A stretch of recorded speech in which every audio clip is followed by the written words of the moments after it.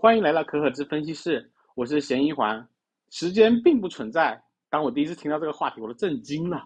之前我过了个假时间吗？这句话到底是什么意思呢？然后我去看了相关的科普，分享一下我自己的理解。爱因斯坦说，时间不是绝对的，似乎有其他的量可以影响它，例如引力、速度。我打个比方吧，例如你去海鲜市场买海鲜，你提的这个海鲜感觉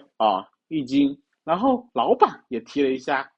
一斤6两，为什么呢？因为你平常用的都是正常的称子，而老板长期使用的话是6两秤，所以他的标准跟你的标准自然就不一样了。这似乎可以理解为，对于不同的对象，物理的时间它不是绝对的。那我们来看看其他的物理学家是怎么说的。时间它是个中间量，中间量是什么意思呢？例如你去商场进了一家店，那个服务员对你特别好，但是这个服务员对你的好的态度，它其实是个中间量，是由于他在这个商场工作，希望把东西卖给你，并且你有可能购买，导致了他对你好这个态度。那这个现象我们用什么方法能够更好的理解呢？例如你在一个大型的多人在线游戏，在不同区域的时间，它的流速是不一样的，可能为了各种各样的功能。或许回到现实，同样度过一段时光，不同人在不同的状态、情绪下，对这段时间的感受是不同的。还有一种心理学的说法叫做我们活在永恒的现在。部分北美原住民，例如霍皮族人，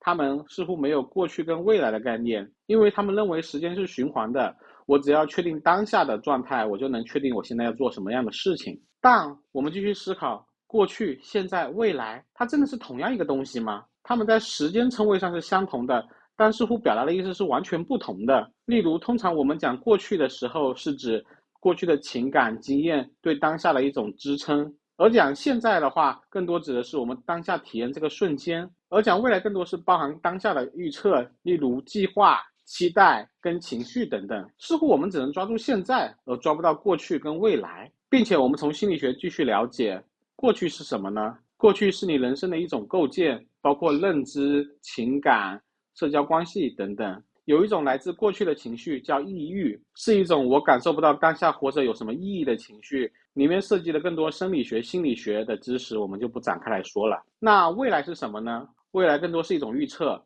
就像我们科学更多是对现实的描述、解释、预测跟控制，并且有一种来自未来的情绪叫焦虑，这是一种我可能未来体验不会好的感觉，这里也不展开说了。还有另外一种解释的可能是我们活在虚拟现实世界，我们怎么样理解呢？似乎我们在体验一个没有退出按钮的游戏，那我们能体验到什么呢？就当前的情况，我能体验到情绪、想法跟眼睛、耳朵、皮肤传来的一些感知觉，似乎我们在这个游戏中是为了体验的，并且我们以游戏来举例，游戏只有图像、声音两个感受的方式，它并没有出现其他的体验方式，就像他们不会提供烧声波，因为我们不是蝙蝠，没有这方面的接收器，或许我们的本质能够接收到更多的体验信号，并且基于这个逻辑，我们似乎在身体里面的感受是受到限制的。分享完了3种理解方法，我们来讨论讨论，给我们什么样的启示呢？假设如果现实是个竞技游戏，我们的努力、专注、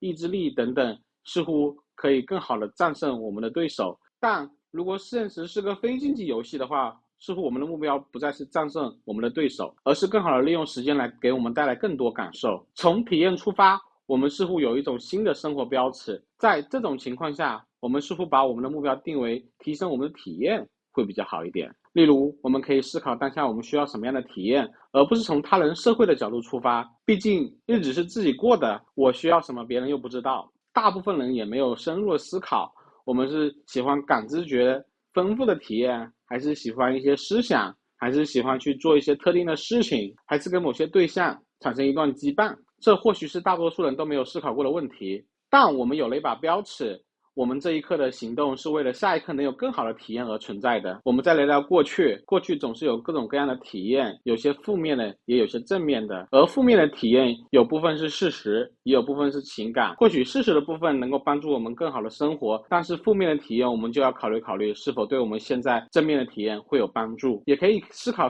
自己的关系，那些个给予自己痛苦过多、快乐更少的关系，对未来的体验有什么帮助？包括那些蕴含过去痛苦的事物，如果只剩下情绪，我们可以思考或许要丢弃它们。我们人生的构建是为了体验更美好的感觉，那在这个标尺下，我们对过去或许可以有一定的思考，而对于现在呢，我们可以思考一下行动的性价比。某些事物的尝试似乎为了一时的快乐而牺牲了后续的体验，那这时我们就要想一想了，一时的退缩可能保护了现在的自己，但有可能伤害了自己的未来。例如你在面对霸凌不公平的时候，就要想想这种态度是否会牺牲自己未来的体验。或许我们可以尝试计算自己的感受，不要让自己在感受上亏得更多。我突然想起小时候电影院卖票的老头，他不会算钱，我们就特别喜欢去那边买电影票，每一次购买都像开盲盒一样，他会多找给我们，那我们就赚大了。再想想我们自己，如果不学会计算自己人生的感受，或许到最后亏的只是我们自己。从未来角度呢，我们也可以想一想，例如用不确定的未来来牺牲当下的体验。老板画了大饼，有些没有信用的人给的承诺，并且未来的负担我们也要计算一下了。例如养一只宠物，猫狗它们都会有10几年的寿命。或许用理性计算的方法，我们可以优化人生体验。没有优化的人生体验，就像你进了一家没有进过的理发室，你永远不知道出门的时候你会顶着怎么样的发型。如果我们从游戏视角出发，那些我们的观念、态度、想法，更多是因为人生剧情而被塑造出来的。当然，他人攻击我们的想法跟观念，肯定会让我们难过，但我们似乎没必要把它变成害怕跟愤怒。毕竟，如果从游戏的角度来讲，这个只是身体的数据，我们或许更应该优化我们的游戏体验，想到我们能够体验的更多。而这个游戏只能给予很小的一部分，那我们是否可以更勇敢的去做自己想要做的事情，并且这世界上每一个人或许都跟我们一样有趣，一样独特，那我们可以跟其他独特的人交流，我们认为做什么事情有意义和我们的想法，